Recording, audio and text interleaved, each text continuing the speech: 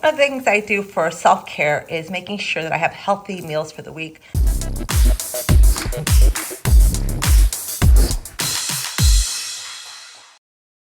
I like doing batch cooking. I made a vegetable beef stew here, and I cooked the broth for a really long time, so it's very rich, full of flavor. I've got some marinated garbanzo beans here, so I just put a little bit of cayenne, salt, Italian seasoning, olive oil, and some apple cider vinegar. Those are going to go great on a vegetarian meal. I've got a little stir fry that I put together. This is leftover, so I'll have that for lunch tomorrow with the shirataki noodles, veggies, and shrimp. I've got some steamed artichokes, really easy for me to put them on the grill and then have them for dinner when I come home.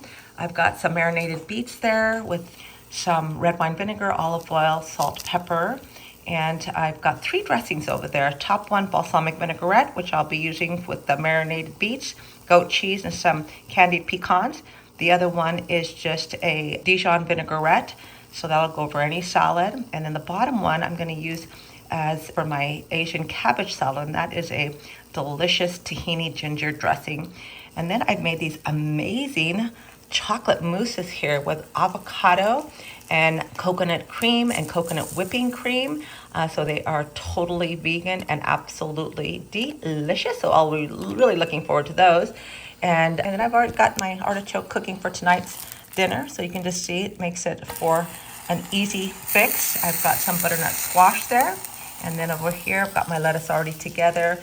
My cabbage is organic, Trader Joe's, already shredded, which is great. Some baby greens, the goat cheese, the candied pecans, and this is my lovely beef stew for this evening. So I hope this inspires you to batch cook. And one more way to love yourself. All of these recipes are in my Liliana's Keto Cookbook. So I hope you have a great start to your week. Enjoy.